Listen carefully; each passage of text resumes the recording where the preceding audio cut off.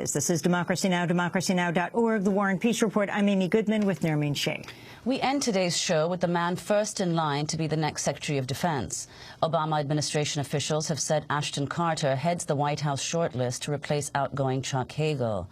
On Tuesday, White House spokesperson Josh Earnest responded to questions about the nominee. Mr. Carter is obviously somebody who has generated a lot of headlines today. He is somebody who has previously served the administration as the Deputy Secretary of Defense, a position that he filled very, very ably. He was confirmed by the United States Senate into that position in September of 2011 by unanimous consent. So this is an indication that he fulfills some of the criteria that we've discussed in the past. He's somebody that certainly deserves and has demonstrated strong bipartisan support for his previous service in government. He's somebody that does have a detailed understanding of the way that the Department of Defense works. An announcement will come after the official vetting process is complete, but Carter is said to be the only candidate left after two others withdrew from consideration. His appointment will require approval from the Republican-led Senate. Chuck Hagel was pushed out last week amidst reported differences with the administration's military campaign in Iraq and Syria. A trained physicist, Carter has a long history at the Pentagon, where he served as the chief arms buyer. He was also Assistant Secretary of Defense under former President Bill Clinton and Deputy Defense Secretary from 2011 to 2013. To find out more about Ashton Carter, we go to Alice Slater, New York Director of the Nuclear Age Peace Foundation and a member of the Abolition 2000 Coordinating Committee. You're deeply concerned about Ashton Carter being named Secretary of Defense. Why? Because it's business as usual. I mean, it's the perpetuation of what Eisenhower warned about the military-industrial complex. This is somebody that has rotated inside and outside of industry. He's advised Goldman Sachs and other business companies on what kind of military equipment, you know, they shouldn't be manufacturing, and they've been doing deals for years. And he was brought in because Hagel was kind of like, well, not exactly the peace movement, but they were going to ratchet down dumb wars anyway, which is what Obama said. And now it looks like we're just expanding the whole war machine, and he's a perfect candidate for this. I mean, it's really pathetic because he actually wrote an op-ed that we should be bombing North Korea's nuclear power plant. Well, I'd like to go to that, actually, that op-ed. In 2006, in a Washington Post op-ed written with former Defense Secretary William Perry, Ashton Carter urged the Bush administration to launch a preemptive strike against North Korea if the country continued with plans to conduct a test launch of an intercontinental ballistic missile. In the piece headlined, "If Necessary, Strike and Destroy," Perry and Carter wrote, quote, "Should the United States allow a country openly hostile to it and armed with nuclear weapons to perfect an intercontinental ballistic missile capable of delivering nuclear weapons to U.S. soil? We believe not."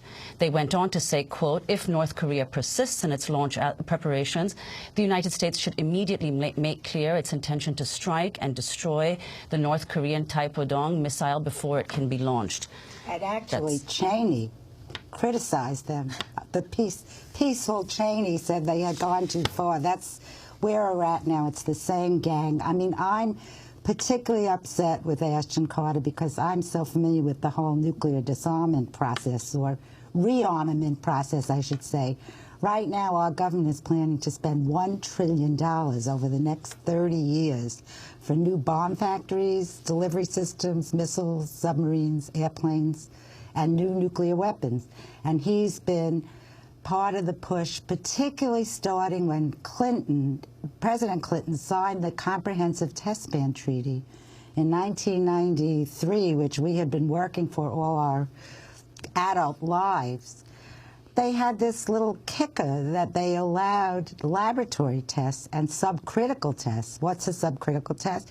They're blowing up plutonium at the test site 1,000 feet below the desert floor. They've done 26 of them with high explosives, but it doesn't have in Nevada, at the Nevada test site. And because it doesn't have a chain reaction, Clinton said, that's not a test, we can do this. Like, I didn't inhale, I didn't have sex, and I'm not doing nuclear testing. And that's why India tested, because India objected after the test ban was signed to the technical laboratory tests and the subcritical tests and said, if you don't preclude that in the test ban, which Carter was advising at that time, we're not going to sign it. And then India went and developed their weapons. He advised Clinton on deploying a missile shield in Alaska? Well, he was talking to him that it would be okay. You know, that it didn't violate the anti-ballistic missile treaty. That was his advice. Well, Russia disagreed. And then Clinton started the infrastructure for these missiles, the expansion of the missiles. We had a treaty since 1972 with Russia, the anti-ballistic missile treaty. In order to stop the missile race, we wouldn't build anti-missiles, so we wouldn't need so many missiles. And Bush actually walked out of the treaty. That wasn't Carter, but they started the inroads. And now we have missiles in Poland, Romania, Yugoslavia, not Yugoslavia, Turkey. We took missiles out of Turkey. Kennedy took missiles out of Turkey in order to get the Soviets out of Cuba, and now we got them back in there. And everybody's saying Putin's a bad guy. Meanwhile, we're pushing them right up against the wall. Well, Alice Slater, I want to thank you for being with us, New York director of the Nuclear Age Peace Foundation. She is headed to Vienna for the conference, International Campaign to Abolish Nuclear Weapons, or ICAN, to see our conversation in Vienna a few weeks ago about this conference. You can go to democracynow.org. That does it for our program. Democracy Now! Produced by Mike Burke, Renee Feltz, Aaron Mate, Nermeen Sheikh, Steve Martinez, Sam Malkoff, Hani Massoud, Ravi Karen, Dina Guzder, Amy Littlefield. I'm Amy Goodman with Nermeen Sheikh. This is Democracy Now!